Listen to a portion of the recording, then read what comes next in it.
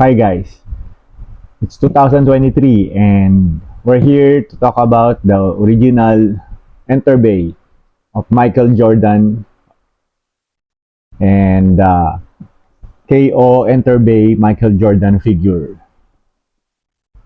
As you can see, it's a different box and original Michael Jordan Enter Bay is bigger and medyo mataba ang original na Michael Jordan. Yan. Yung nakalagay na Jordan sa side. Then sa kabilang side, NBA. Then sa back, it's only 3,000 pieces worldwide. This one, the number 45 Jordan. This is the comeback version of the Jordan figure. Unfortunately, wala po akong Jordan 23. So, but I have the jersey number 23 na pwede natin siyang palitan. Okay. And for the KO, here's the side. You can see the Jordan picture. And the other side, it's NBA. And at the back, it's just the description of the action figure. Yan. Now, we'll be opening first the original Enter Bay Michael Jordan figure. As you can see, this is the original Enter Bay Michael Jordan figure, the number 45, the comeback version. And ito na, buksan na natin siya.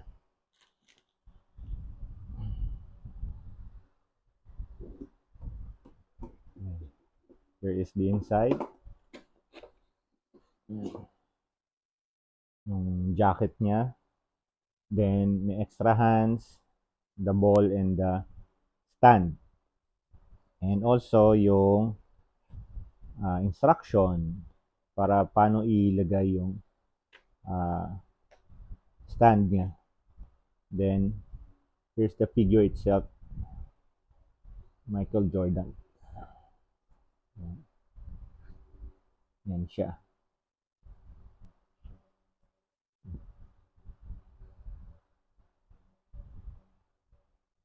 Yan, number 45, the comeback version. And he is wearing the Air Jordan 9 na Jordans. Yan.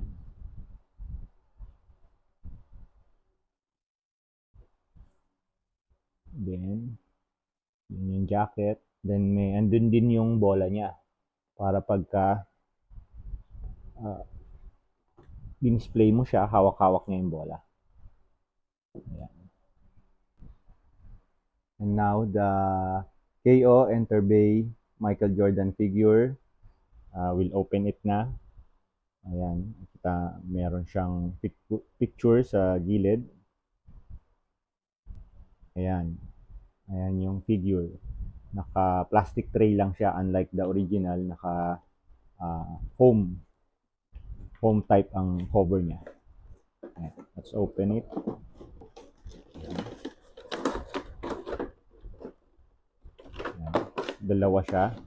Sa ilalim, ito yung stand niya. Stand lang ang kasama.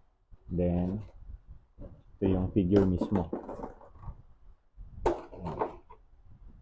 Ayan siya. Ito, naka number 23 siya. And may mga kasama ding hands tsaka bola para sa pag-display siya. Then, naka Air Jordan 1 na rubber shoes. Yan. Compare na natin siya sa original na Enter Bay. Yan guys. Ito yung comparison ng dalawang figure. So, as you can see, tumatayo siya mag-isa. kahit wala yung stand. Yan. Just like yung Kobe Bryant na figure ng Enter Bay, saka yung KO. Yan. Pag kinumpare mo siya, yan, almost the same yung muka. Mas maganda yung quality ng mukha ng Michael Jordan kasi dun sa Kobe na KO. Kobe na KO medyo sobrang nakangiti eh.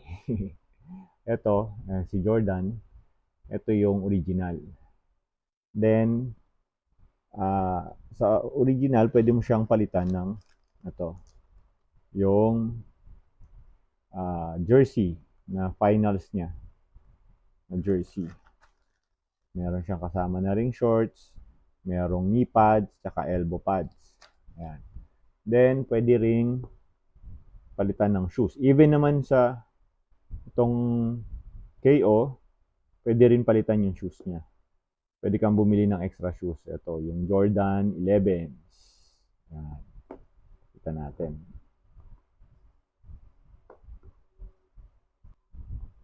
Ito, yung Jordan 11.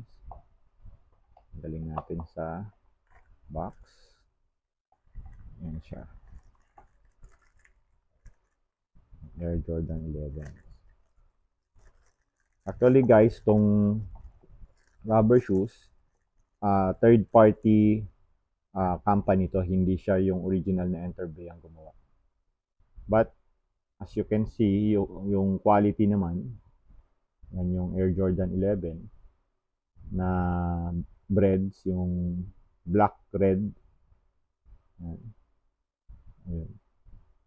So, pwede mo siyang palitan yung rubber shoes. Even yung sa KO, pwede rin siyang palitan. Ayan. Pinalikod mo siya. Ayan siya. Ayan siya. Ayan. And also, syempre, at the itong price ng original, iba pa rin ang price. Syempre, malayo pa rin sa price ng KO.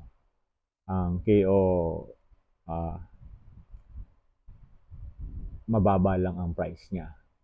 Pero yung quality, hindi naman siya nagkakalayo. Mas makapal lang yung plastic ng ng original. Ayan.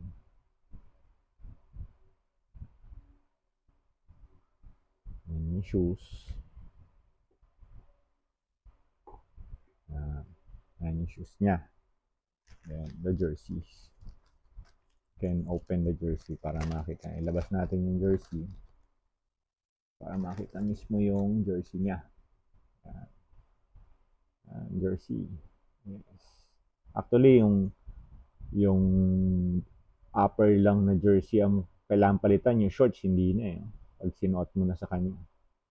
Ayan, naka 23 ka na. Hindi na yung 45 na comeback. Ayan.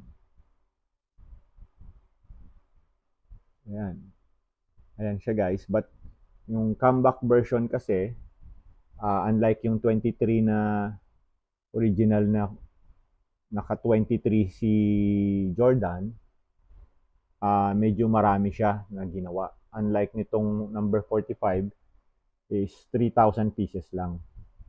Ayan, nakalagay naman sa likod na 3,000 pieces. 1:3,000 pieces siya. Yan, worldwide yun. So, mas collectible yung number 45. And meron ding lumabas na red ang jersey niya na number 45. Yan. I think mas yun, mas konti, nasa 2,000 pieces lang yung 2,500 pieces lang yung number 45 na red. Yan guys, yan yung difference ng dalawang Air Jordan, not Air Jordan, sorry. Michael Jordan na action figure. Yan yung difference niya. So, bahala ka na mamili kung gusto mo yung original na Enter Bay or yung KO na Enter Bay. Kung medyo budgeted, pwede na rin tong KO kasi Maganda naman ang itsura niya and the quality is good. Nakatayo lang din naman siya, pwede mo naman siyang i-post, postable din naman siya. So, nasa sa'yo yun kung ano yung mas preferred mo na kunin. Pero kung talagang gusto mo yung original at kaya naman ng budget, then sa Enterbay tayo. Yun lang naman yan eh. Nasa budget din naman natin yan. And minsan, kahit na kaya, kung okay lang sa'yo yung KO, okay lang din yun. Wala namang problema. Hindi naman siya halata eh. Once na naka-display na siya, hindi naman siya halata. Ayan guys. Thank you again for watching my video and watch out for more videos of action figures and also my airsoft pistols and rifles. Bye!